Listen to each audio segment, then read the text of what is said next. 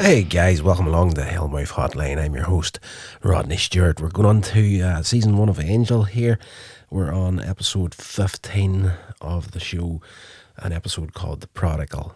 Fantastic episode. It gives you a little bit more of the background of Angel, where he came from, when he was human, how he died and was brought back as a vampire. We already sort of knew the majority of this from past stories in the Buffy series, but we delve into it a bit deeper here with his relationship with his family, his father in particular, and the sort of person that he was when he was alive. You get a bit more of that in this one as well. But yes, it is. That's what I love about this show. It's all the flashbacks of past events, and they're kind of giving you the backstory and the origins, not just Angel himself, but eventually you'll start to get it for Spike and Darla, and yes, quite a few of the regular faces whenever it comes to the vampires, and they're Drusilla, and there's another couple of standalone vampires that show up in it once in a while. Well, I'm saying that, perhaps just the one, but but you do get like a backstory of different things that's happened in the past for Angel himself, and gives you a bit more depth to his character. This episode really does it in a big way. So we start off in Galway, Ireland in 1753. Angel, at that point, he's still known as Liam. Now, I can't recall if we actually got his human name prior to this, but yes, we do get to know him as Liam. He's standing in the shadows and he's trying to get a servant girl to come to him that works for his family. And she's asking why he won't come into the light, but he just says that the sun hurts his eyes right now. And of course, you're sitting watching this and you're thinking, okay, right, this is Angelus right here. But then suddenly his father comes up from behind him and pushes him out into the sun.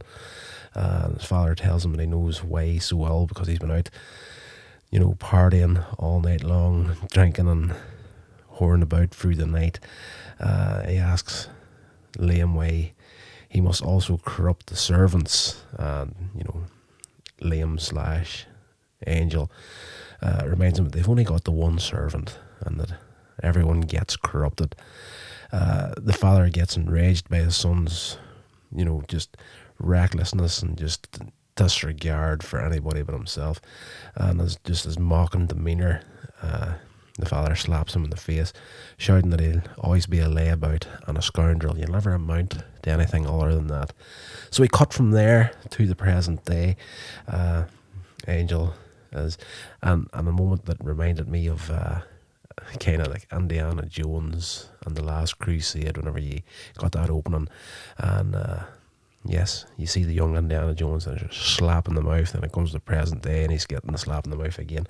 They do that sort of here. Angel in the present day gets punched in the mouth. He's fighting a demon that is dressed pretty much like a homeless person. They're fighting on the train tracks on the front of a train, and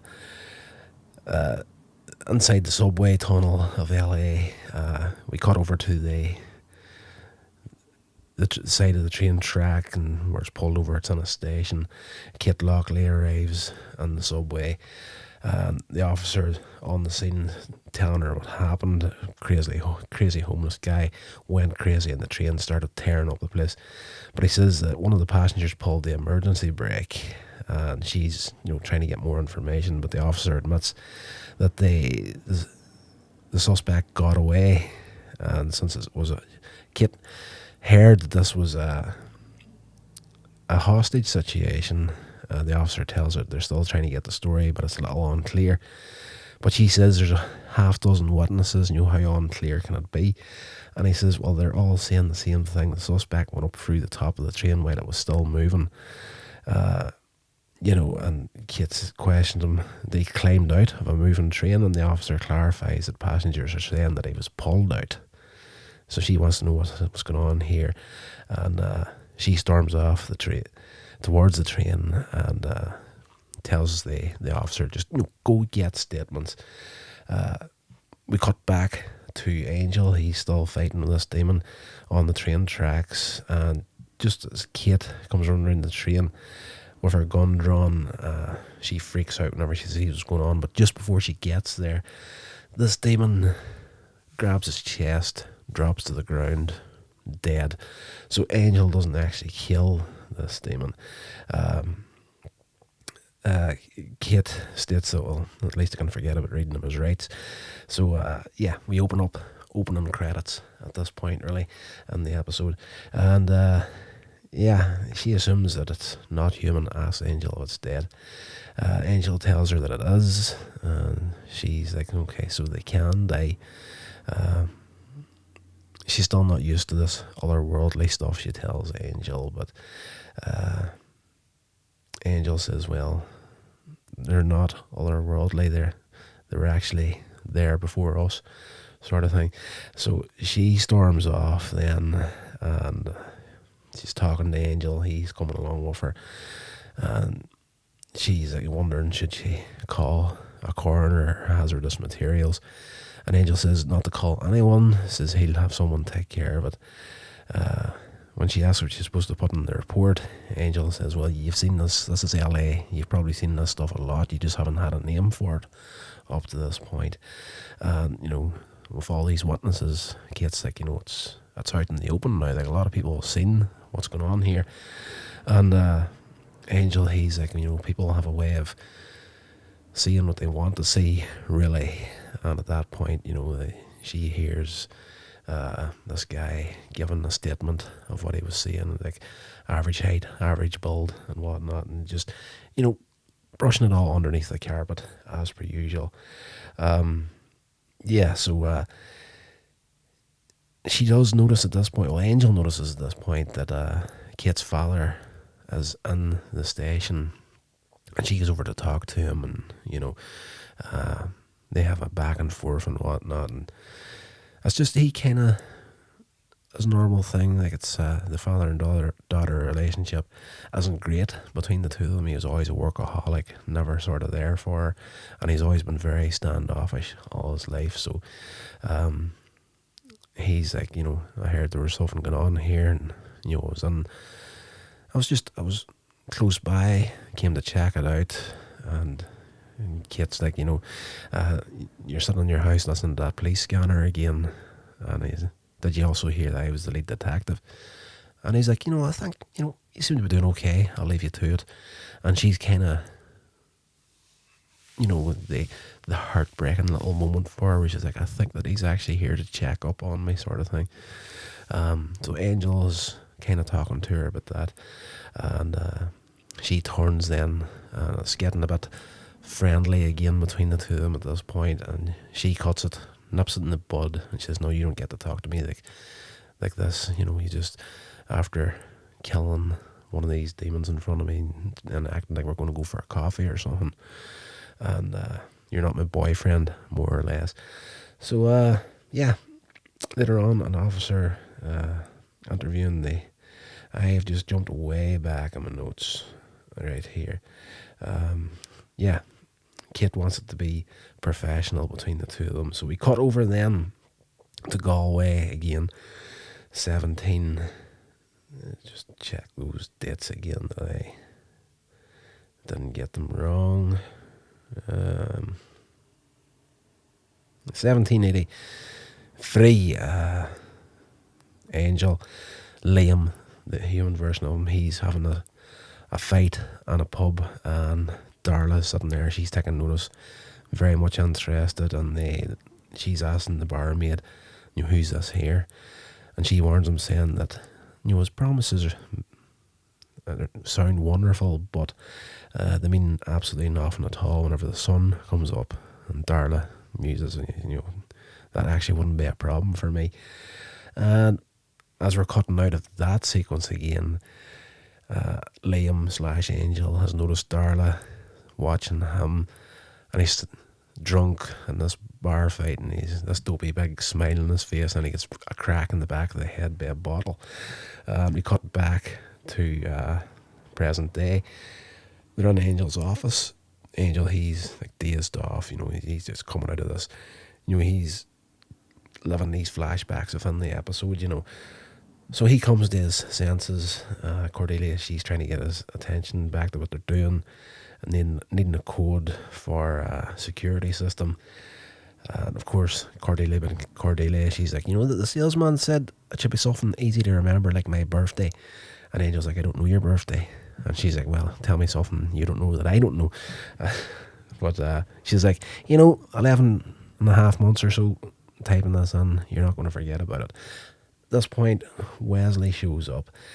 He's holding reference books, and he's identified the demon as a Koani demon, who are always female, and what he can't work out is they're a non-violent race of demons, like a balancing demon sort of a thing.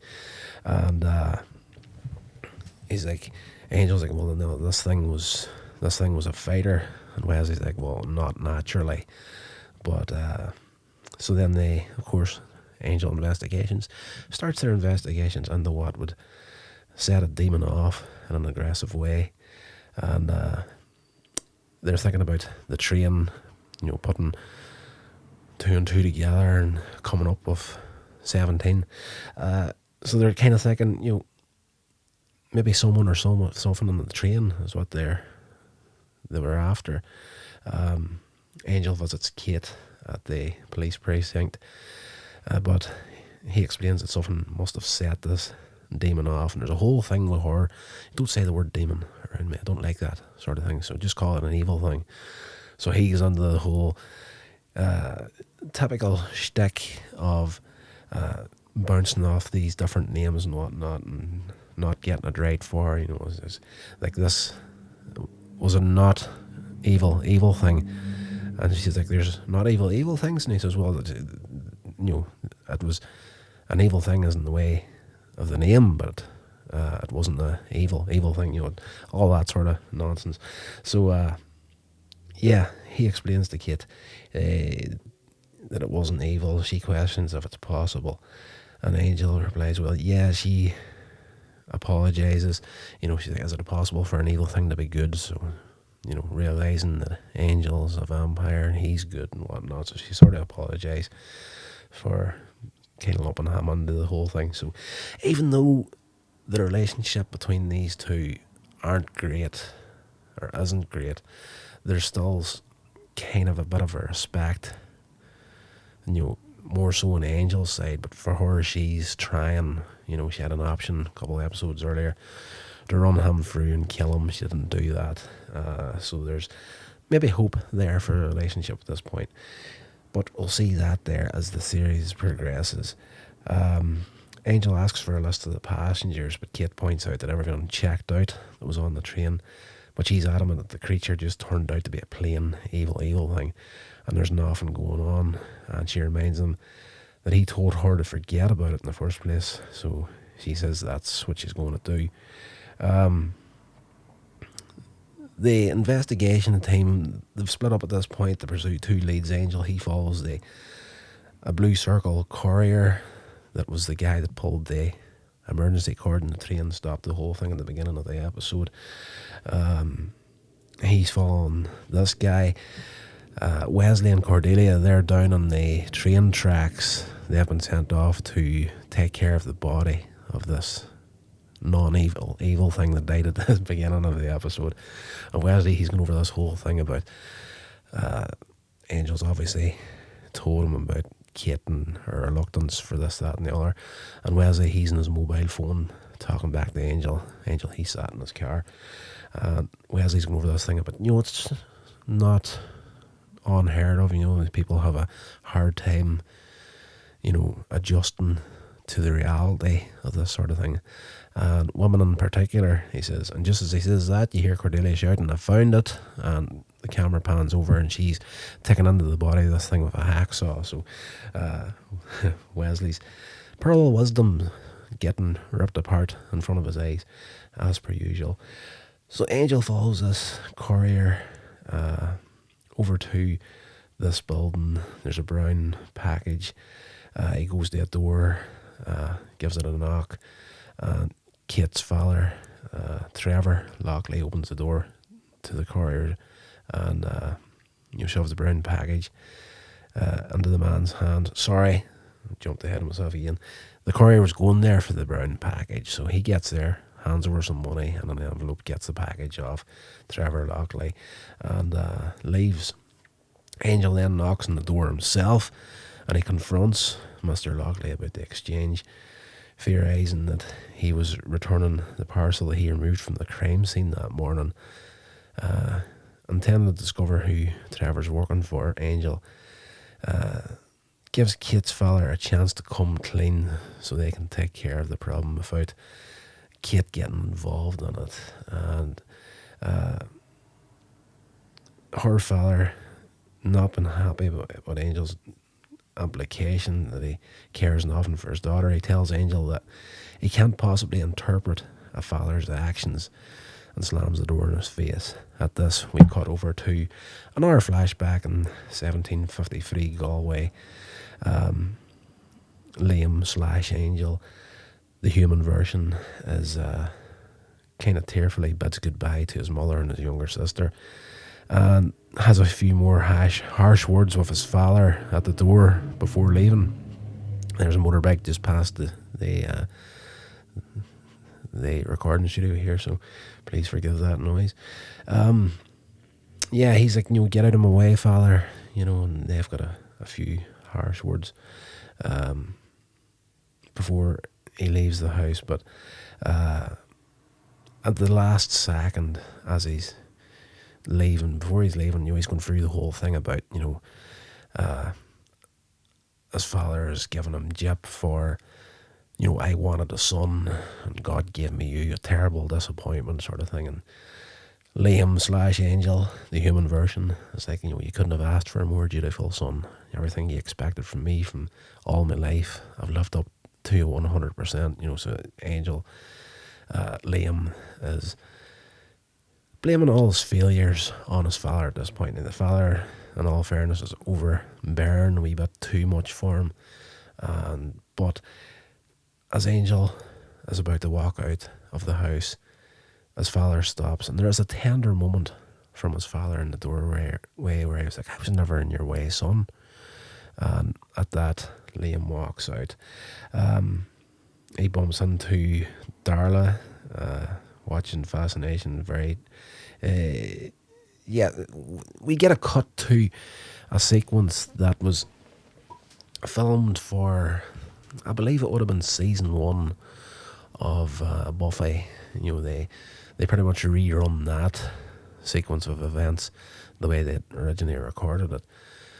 The whole thing with him partying once more, Darla watching him, and then taking him to the alleyway, sinking the teeth on him, making him drink the blood from her chest. And pretty much siring him at that point. We cut back out again. Trevor Lockley has invited Kate, his daughter, out to lunch, and he asks her questions about Angel, and he asks if they're seeing one another. She says, well, he's not her type and she's not his, but she answers him that Angel's a private investigator and a good one. And she asks why Trevor came to ask her about a guy he's only seen once, and her father says, well, he's just worried because he made an impression, but then there's a tender moment between the two of them for a change, where he says to her, it's not good to be alone, Kate. So there's, throughout the episode, you're getting the father-daughter relationship between Kate and her father, and then you're getting that father-son relationship between Angel and his father back in the day. So the two stories kind of mirror each other in that way. It's fantastically done. So back in the present day, Cordelia and Wesley locate the body. I'm sort of all over the place. Cordelia, she's been telling the Blue Circle delivery driver, she photographs following him about all day. But she says he was in this place called Kel's Exotic Auto for his dinner break, and Angel sees the photographs of him coming out there with these, again, brown packages. And I did skip over something there. Wesley's doing tests on parts of the body of the non-evil evil thing that died at the beginning of the episode, and he finds traces of this liquid in its system. And the adrenal gland of the non-evil evil thing is like twice the size that it should be, and I would give them a huge boost of energy, strength, and basically this thing was on drugs.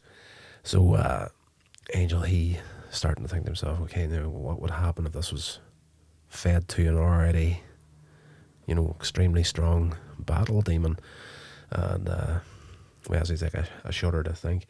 So we work out that there's basically drug dealing going on in the demon nation, and there's a huge beastly demon there running the whole thing, and a couple of vampires and his employee that come across as very much like Wolfram and Hart lawyers in this episode.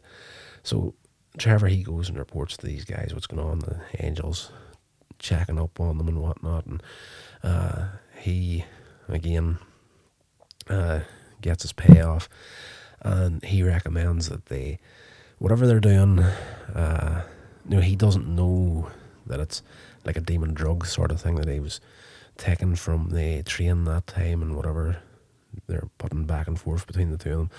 But he was under the impression that it was, he would use his police connections to facilitate like auto part deliveries and whatnot. But so he doesn't know the whole demon side of the thing and the whole demon drug side of the thing. But at this point, the demon head of the drug operation comes out, tells the two vampires that this Angel character is snooping about, go kill him. And they ask, what about Mr. Lockley? His daughter's now probably getting involved in this as well. He says, well, kill him too. We cut back over to Galway, 1753. Liam's family attends a funeral, and the father stands firm throughout. He doesn't budge a muscle throughout the entirety of the funeral service. It's broken down into like I wouldn't say a time lapse, but you do see the ceremony happening, and then the people that were there to witness the burial all leaving, and the father the whole time is standing in the one spot like a statue. There is a moment where you see the tears in his eyes for his son, so that doesn't happen really until he's there on his own, and it's only the guys that are falling in the grave where he starts to break ever so slightly and let that little bit of emotion out for his son, which was probably the biggest killer for the relationship between the two of them. And again, another connection between what's happening in present day with Kate and her father is the emotional disconnect and whatnot. So fantastic. Later that night, of course, sun goes down. Darla turns up as Angel busts his way out of the ground, and a very well filmed sequence whenever he breaks through the dirt, crawls out of the grave. Very well done. They get up, and Darla starts to follow him in on the whole welcome to my world sort of a thing. And I know you're in pain, it'll only last for so long, birth's always painful. At that point, the groundskeeper turns up, sees the hole in the dirt, accuses the two of them of being grave robbers, at which point Angel makes his first kill and takes him out. Darla's like, what do you want to do now? Angel says, I think I'll start with the village. So off he goes on his first killing spree in his hometown. Back in the present day, Cordelius has set the new alarm code. Angel pops out, says he's going to go and do some recon. Wesley wants to go with him, but Angel tells him no, he wants to be conspicuous and doesn't want to make a move until they have to. Kit suddenly comes into the office without setting off the alarm, Cordelia, she's not happy. She's trying to get this alarm going. It just won't work out for her. Kate goes into the office, asks Angel if, she gives him a piece of paper, and she says it's the list of names that he'd requested beforehand. He asks her why she changed her mind. Now, he hasn't got the heart here now to tell her that he doesn't actually need this list anymore. He's on the right track. He almost has it worked out, but he takes the list of names, thanks her for it. He asks why she changed her mind. She says it's because something her father had said.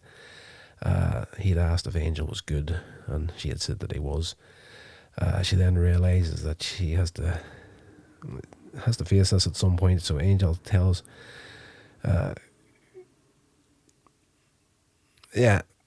Angel's right. He is conflicted at this point because he cares about Kate enough that he doesn't want to hurt her feelings, and he wants to tell her that her father's caught up on something, but at the same time, he kind of wants to deal with it without her knowing about it, so that she doesn't have to know about it. Get it sorted. So she leaves. Angel tells Cordelia and Wesley that he's got off out. But as soon as he heads out the door towards the sewers, the alarm is set by Cordelia again. A few seconds later, 2 Koani demons burst in. The alarm goes off, going through the whole thing. The door's open, the window is ajar, blah, blah, blah. It's a voice thing. A fight starts between these 2 demons and Wesley and Cordelia. This goes on for a few seconds before Angel reappears in the door holding a vial of the drug Wesley had extracted from the first demon. So he taunts the demons, tosses the vial into the office. Once they jump for that, he tosses the 2 of them out through the window. One out through the window, and he interrogates the other to get the last of the information that he needs. So Kate then gets a call from Angel. He's trying to tell her to get a hold of her father, that he's in danger and he needs to get out of his apartment. He makes a point of telling her that ones who are going after Trevor are vampires, and he'll not know the danger. So thankfully for Angel, he made that call. But we cut over to his apartment, Trevor Lockley's apartment, and the 2 men in suits turn up to make sure he hasn't said anything to his daughter. Of course, the 2 vampires. So back in 1753, the newly born Angelus has returned to his father's home, and the father, he's boarding up the windows and whatnot, and putting garlic around the door frames, all that sort of stuff. The father can't understand how Angel/Angelus got into the house, because a creature of the night needs to be invited, and Angelus says, but it was invited. At which point the father notices that the younger sister, his daughter, is dead behind the door. So the father loses all emotional control at this point, tears, the whole works, and he attacks Angelus, calling him a murderer. But of course now, vampire strong Liam/Angelus is able to throw his father aside, putting him against the wall. Angelus starts to muse about how he could ever let such a tiny man terrorise him the way he did. He tells his father that I've finally made something of myself, despite all of the claims that his father had otherwise. He walks over to his father. His father is praying, and of course Angelus bites him, takes his life. Cut over to present day once again. Angel arrives at the apartment to warn Mr. Lockley of the danger that he's in. As he's answered the door, the 2 men in the suits, of course, vampire faces have come on. Trevor doesn't see this. Angel's at the doorway begging him to invite him in. He can't get through the door without an invite. So the Trevor Lockley is just like, hasn't got any idea of what Angel is or any of the whole vampire demon thing going on in the city. And he's standing there in disbelief. What the hell are you talking about, sort of thing? If you want to come on, I don't want you to come on, but sort of thing. The vampires attack and start throw Mr. Lockley to the floor. And one of them is taunting Angel's like, looks like you're not welcome here, bud. And Angel's like, as soon as this man dies and his soul leaves his body, I'm through this door and I kill the two of you. Which happens in very swift form. Angel jumps in, stakes one of them very quickly, but the vampire that actually killed Mr. Lockley gets away. Just as Kate arrives to find her father dead, devastated, she just orders Angel to leave. At this point, Angel lands back to his office, gets himself armed up for the big fight at the end of the episode. Over at the apartment, Kate, she's just sitting in tears and in disbelief, sitting against the wall. Then she discovers that her father's been paid and there's details in there for Kel's exotic auto. So she turns up. She gets there before Angel does. Takes out the vampire that killed her father. The drug lord, the demon who runs the operation, the big guy, comes out. Kit tries to shoot him. Nothing's going to stop this guy. Angel shows up. The two of them team up. Angel and Kit fighting shoulder to shoulder.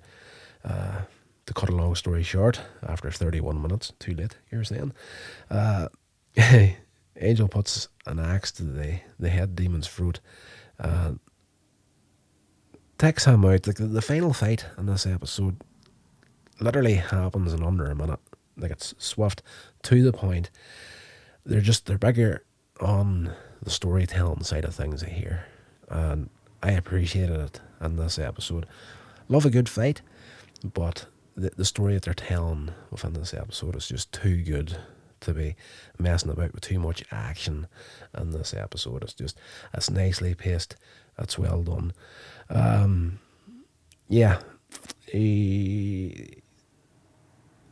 Kit holds her own. Angel takes out the big guy, chops off his head. He asks Kit if she's okay, and makes a quip about never trusting an evil thing. Kit, however, doesn't look at him. Angel starts to try to console Kit about her father, but she turns on him, says that her father was human, and she tells Angel that he doesn't know anything about being human, and she turns off, walks away from him. So, the final cut to Galway, 1753, Darla turns up in Angel's / Liam's home. He's killed all his family, although he believes he had the ultimate victory over his father. Darla disagrees, and this is the first time where she kind of starts the head racking on Angelus. Liam went straight for the kill. This took mere moments. But he tries to point out that his father can never have a victory over him again. But Darla tells him, he can also never approve of you now in this or any other life. And you can see the cogs turning in Angelus's head here, just because Darla explains it as, just because we're now vampires, what we were before will, dictate what comes after, sort of a thing. So, the same feelings when you're alive will infect your heart now, even though your heart doesn't beat, it can still be infected by the love and the hurt and whatnot, sort of thing. She calls Liam very young, and then explains that they, were always shapes, sort of went for that there. Liam questions that, trying to clarify what killing his entire family had to do with love.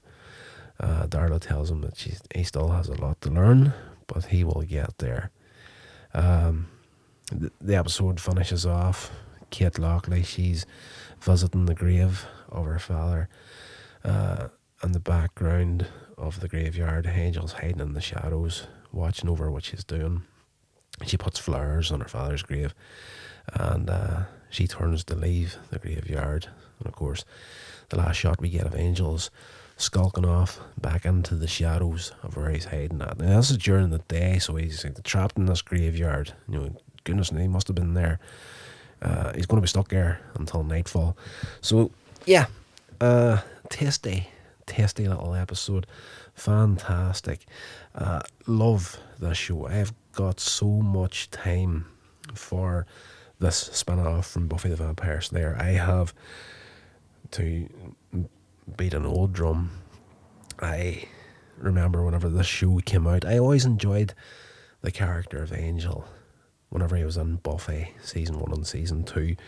And yeah, when I heard there was going to be a spin-off show for himself, I started collecting the VHS box sets, which I still have to this day. They're sitting on a shelf just over in the corner of the studio here. I've only recently bought the show on DVD to have. I don't know if those that VHS collection of Angel would actually be worth any cash at this stage of the game, but I'm going to hold on to them for as long as I can.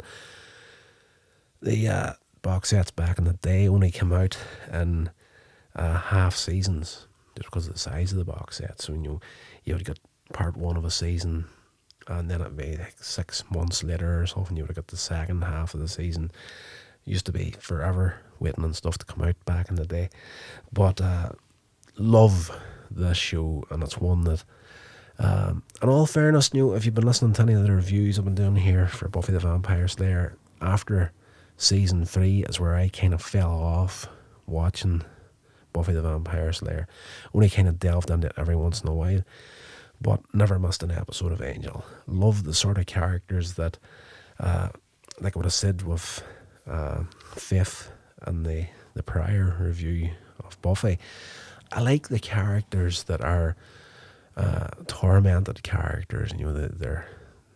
They're good, but they've got that dark side to them as well. So I like the Faith character and Buffy. A lot of time for Spike as well, but huge respect for the character of Angel. Very, very well fleshed out. Yeah, but the true gold is season 5 of Angel, whenever Spike comes back into it, and the pair of them have their clash of the Titans moments. Great show. That's going to do it, I think, for this episode. I've been talking long enough here. If I keep going any longer, this podcast will be actually longer than the actual run time of the episode itself. So I hope you enjoyed it. If you did, please let me know in the comments or whatever. Share it along. What I really need right now is a few shares to get this podcast out there to more ears. Until the next episode, guys, whatever you're doing, stay safe, and I will talk to you all then. This has been a production of Coins Age Media. Thank you so much for listening.